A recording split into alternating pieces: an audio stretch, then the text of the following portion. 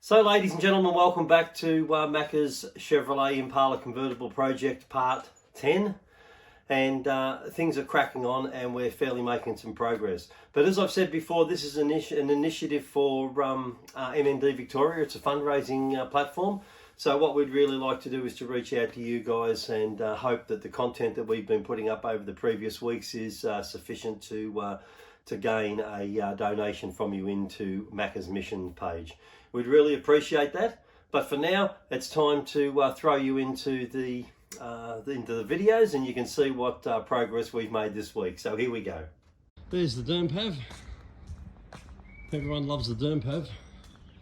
What a great photo the last one was, going along towards Miser. So there's the car still on the hoist, and we've seen what's going on with that. There's been no other progress on that since then. And there's the chassis in the black. That's a nice shiny black, and that's well dry now. You've got to touch things, don't you? And so now it's, I'm not sure what Vince and them are doing today, but we'll tune in on that progress as things progress.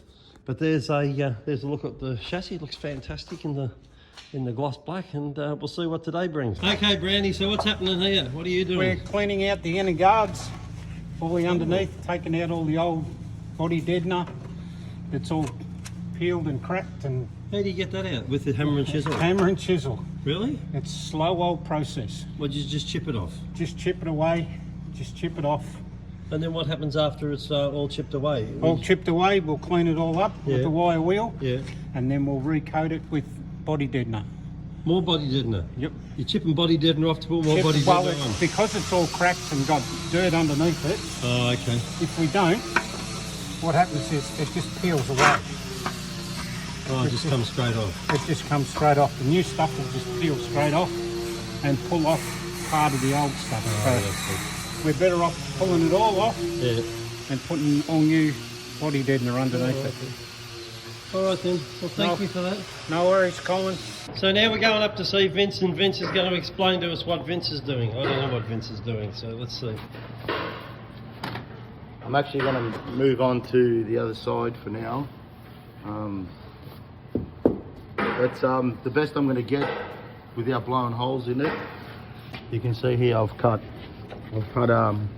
as much as I want to cut at this stage, but what's left behind is still rusty. And you did that with we saw you the other Dremel, day doing that with the Dremel, and I'm just going to make patches. I just kept it there to support it and get the shape I want, and I'll make the patches up now, and then I'll cut more of it out, and I've got to clean all up in here, get rid of the see these plastic plugs here.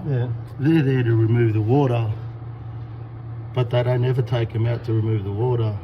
So the water just finds Yes, I would imagine the service manual somewhere in history's pages, when you took your car to a Chevrolet dealership, they might have removed those plugs to let water, or any conglomerate water that would have lived in there out.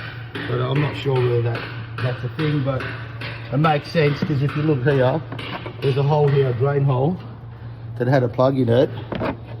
But of course that plug was never removed, so the water lived in there. And then it rusted it out, so it just makes sense. You think they just put a little duck bill on them? Yeah, well, even like today's cars, we don't go around poking the holes in the door. You can see there the shiny bits of the good metal. Yeah, well, I'm going to clean all the way around it. Yeah. And I'm going to make a patch and then see if I can get it to stick, because it's terrible, mate. It's really bad to try and get it. You get the metal's all rusted and porous and oxidized, and so it's difficult to get it well. So you got to clean it. You should clean it really well and then treat it, and then try and put a new piece in. You can see here that's like, if you look carefully at that, see that you're never going to get that unless I put something behind it and keep filling it, which is not what you want to do. No. But with the time constraints we have. Yeah, I understand that. We've got to get it done. So in the end, it'll look good, and I'll use filler and stuff to protect the filler, and it should be right for a long time to come. So as we can see there's been Vince has done the repair on this side, and then he's been busy up here today. We'll get Andy out of the way because it's just a roadblock. and then he's done all that as well. So that's all coming along. That's not finished yet, but you know, it's a long way further than it was when we looked at it this morning. So it's all coming back. I don't know when all this sort of paint comes off. I don't know what goes on there. I'm not a car person, I'm a train person. And that's being done over there. So slowly it's all sort of, the bodywork's all coming together, which is a really good thing, and Vince is doing a fantastic job of it. Hello everyone, welcome back to Frank's workshop. So this is another update what I'm doing, doing all the front suspensions. So I'm cleaning them all up, they're ready for paint.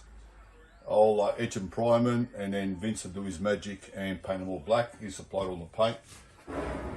So at the moment, this is all the front stub axle. It's nice and clean, as you can see that. Change all new washers and that. I might look at sourcing some new lock nuts. You want to keep it safe, especially being brakes. This is how it was. I'm stripping this one as it's getting cleaned. And I started yesterday sandblasting and cleaning up. So I put all new brand new bushes in there, clean up all the bolts and stuff, so ready for the boys to actually fit them. And over here we've got all the other suspension parts. As you can see, a lot of control arms, they're nice and clean, ready for new bushes, and I'll give them a coat of paint as well. These are up and lower control arms for the rear, for Peter Houlihan to put it together. They're nice and clean, ready for paint. And I'll put new bushes in them, ready for the press. Yeah, that's about it really. So yeah, getting there for a Saturday afternoon, as you can see. So a bit of work ahead of me still, but I'm getting there. Cheers guys. I'm John Lazito. I've just brought down and donated the engine stand that I had spare at home for Macka's engine to go on. This just makes it easier to dress the engine up and get everything ready on the engine, so before it goes into the car they'll lift it off this stand and then they can put it into the car. So what do you do? Do you bolt the block to this thing? So the block will go here. You can adjust these and position it wherever you need it to suit the bolt pattern on the back of the block. And then you put your 4 bolts in. Now if the engine was bare, you can actually rotate the engine if you need to get to do the bottom end. Yep. And yeah, so it just makes it easier to work on and not work on the floor. So the engine's complete, so they just bolt the engine onto this. They'll just bolt the engine and then put all the accessories on it. Put all the accessories and dress the engine up. Yep. Well, thank you very much for doing that. That's very kind. No problem. Thank you. Hello all, so my name's Andy, this is Nick Robinson. We're here in task with the electrical repairs or re-looming of this car. So we've come to do an initial assessment. We're going to have a look at wiring, make an assessment if we're going to replace it, make our own loom or purchase a loom and retrofit into this car. From what we've seen so far, the loom's in fairly good condition, it just needs a good clean up. We're just going to see if there's any plugs that need to be replaced. Have a look at the fuse box to see if the fuse box can be reused. We're hoping it can. But yeah, this is our first visit here to look at this. So how long do you reckon all the electrics is going to take? If we reuse the existing loom and just modify and disconnect the items that we're not going to no longer use, which is like, I think Vince said it's got electronic ignition. Yeah. So we're going to get rid of the point system, the old distributor. I'm hoping, obviously we're going to put a fair bit of care in this because it's Macka's car and we're going to, you know, like everything we do at a high standard. What would you say in hours? 2 people say 40 hours? Yeah. We've been very generous with time because anything can happen and anything can go wrong. So we're hoping a week. And what are you going to do with the radio? The radio's in the AM/FM radio. Yeah. Well, has it got a radio fitted to it? Yeah, go and have a look. I checked that radio out. I mean, look what it says there, General Motors. I mean, how old is that? I reckon if we sold that on eBay, it'd be worth the price of the car. Oh, so what's going on here? I snapped a photo of Vince enjoying some of my wife's carrot cake. She's been making a cake for us each day and I've been taking it down, although I did forget the jelly slice. I left it in the fridge.